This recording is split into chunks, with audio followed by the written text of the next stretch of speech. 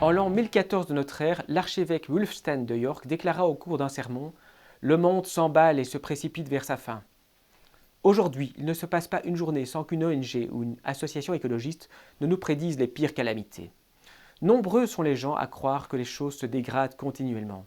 Nombreux sont ceux qui imputent les maux, réels ou imaginaires, de notre planète à la mondialisation capitaliste. C'est le contraire qui est vrai. Notre monde connaît de nombreux problèmes. Mais pour Johan Norberg, une chose est sûre, la mondialisation libérale a été une véritable bénédiction pour l'humanité. Il s'appuie sur les chiffres officiels publiés chaque année par l'ONU et la Banque mondiale. Il y a quelques années, le Programme des Nations Unies pour le développement a constaté que la pauvreté mondiale a davantage régressé ces 50 dernières années que durant les 500 années qui ont précédé.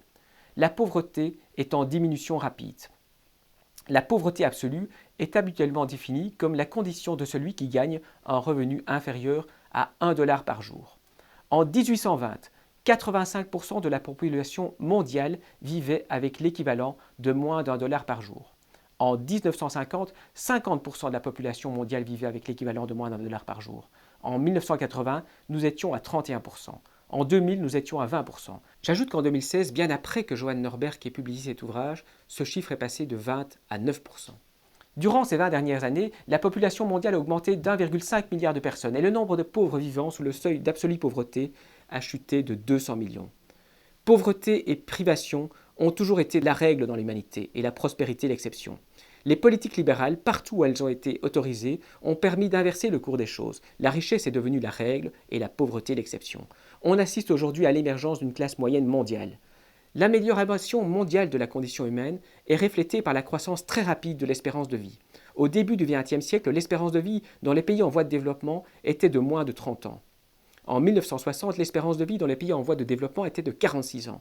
En 1988, l'espérance de vie dans les pays en voie de développement était de 65 ans. Dans les pays riches, l'espérance de vie est plus élevée. Elle est de 78 ans dans les pays membres de l'OCDE. C'est en Afrique subsaharienne que cette évolution a été la plus lente, de 41 à 51 ans depuis les années 60. Cela dit, aujourd'hui, plus de 9 personnes sur 10 dans le monde peut espérer vivre au-delà de 60 ans.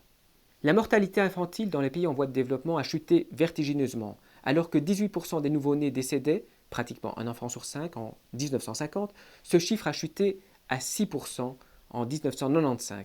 Dans les années 1960, la consommation de calories par habitant dans le tiers-monde a augmenté de 32% par tête. Il y a 30 ans, 37% de la population du tiers-monde souffrait de la faim. Ce chiffre est tombé à moins de 18%. C'est beaucoup? Trop, évidemment, mais le nombre diminue rapidement. Les détracteurs de la mondialisation affirment que le marché et la circulation des capitaux sont une menace pour la démocratie. En réalité, il y a à peine 100 ans, pas un seul pays au monde ne connaissait le suffrage universel. Le monde était gouverné par des empires et des monarchies. Aujourd'hui, si l'on en croit les études du think tank Freedom House, il existe 118 démocraties avec un système multipartite et le suffrage universel. 3,5 milliards de personnes vivent dans ces démocraties, c'est-à-dire 60% de la population mondiale. Dans ces 118 démocraties, 90 d'entre elles peuvent, selon le Freedom House, être considérées comme libres, c'est-à-dire comme des démocraties qui consacrent et défendent authentiquement les droits civils. Cela représente 46% de la population de la planète. Une cinquantaine violent les droits humains fondamentaux. Les pires d'entre eux sont la Birmanie, Cuba, l'Irak, la Libye, la Corée du Nord, l'Arabie saoudite, le Soudan, la Syrie et le Turkménistan, c'est-à-dire les pays les moins affectés entre guillemets, par la mondialisation et les moins orientés vers l'économie de marché et le libéralisme. Ce progrès est réel, pourront concéder les détracteurs de la mondialisation, mais l'inégalité s'est, elle aussi, accrue rapidement, ajouteront-ils. Ils citent souvent un chiffre. Il y a 40 ans, le PNB combiné des 20 pays les plus riches était 15 fois supérieur à celui des 20 pays les plus pauvres. Aujourd'hui, il est 30 fois supérieur. La mondialisation creuse-t-elle les inégalités? On peut opposer deux arguments à cette critique de la mondialisation. Premièrement, même si c'était vrai, ça ne serait pas très grave.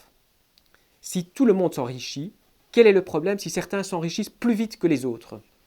Seuls ceux qui considèrent que l'enrichissement est un problème peuvent regretter que certaines deviennent millionnaires alors que d'autres ne font que s'enrichir à partir d'une condition plus modeste. La pauvreté est relative. Un concept de la pauvreté souvent utilisé consiste à calculer le revenu moyen d'une population d'un pays considéré et à qualifier de pauvre toute personne qui gagne moins que ce revenu moyen. Deuxièmement, l'affirmation selon laquelle les inégalités ont augmenté est fausse. Cette notion d'inégalité mondiale s'appuie avant tout sur les données du Programme des Nations Unies pour le développement, le PNUD, et surtout sur le rapport de 1999.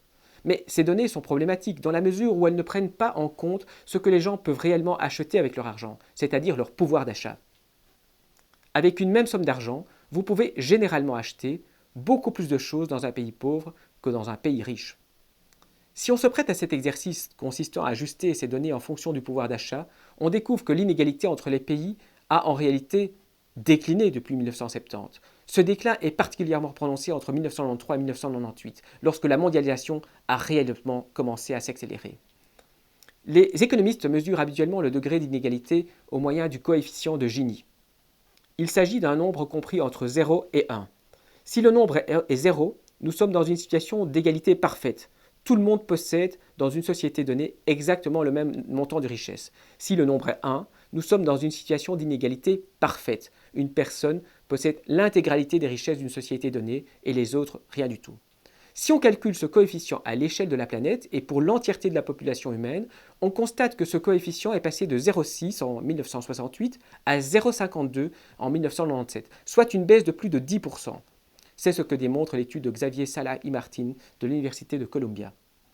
Il ne faudrait pas en conclure que tout va bien dans le monde. Le sida touche 33 millions de personnes, un record. Une des plus cruelles conséquences de ce fléau est qu'il laisse des millions d'enfants sans parents. 13 millions d'entre eux sont devenus orphelins pour cette raison. 20 millions de personnes fugitives vivent dans des conditions précaires en raison des conflits, de l'oppression et des désastres naturels. Près de 20 pays, principalement dans le sud de l'Afrique, se sont appauvris depuis 1965. L'analphabétisme, la faim, la pauvreté ont beau diminuer, il n'en demeure pas moins que des centaines de millions de personnes en sont encore affectées. La cause de la famine africaine n'est pas le désert ou la sécheresse, mais les dictateurs qui ont systématiquement éparpillé le potentiel de ces pays. Les altermondialistes ont raison. L'Afrique a été marginalisée, mise à l'écart du monde. Mais pas pour les raisons qu'ils croient. Pas parce que les acteurs économiques ne s'intéressaient pas à l'Afrique, mais parce que les dirigeants africains se sont mis eux-mêmes à l'écart de la mondialisation et ont préféré soumettre leur pays au socialisme, au protectionnisme et au banditisme. Mais il existe des solutions à tous ces problèmes. Ces problèmes, nous les avons connus en Europe, avant la révolution industrielle. Nous en avons triomphé.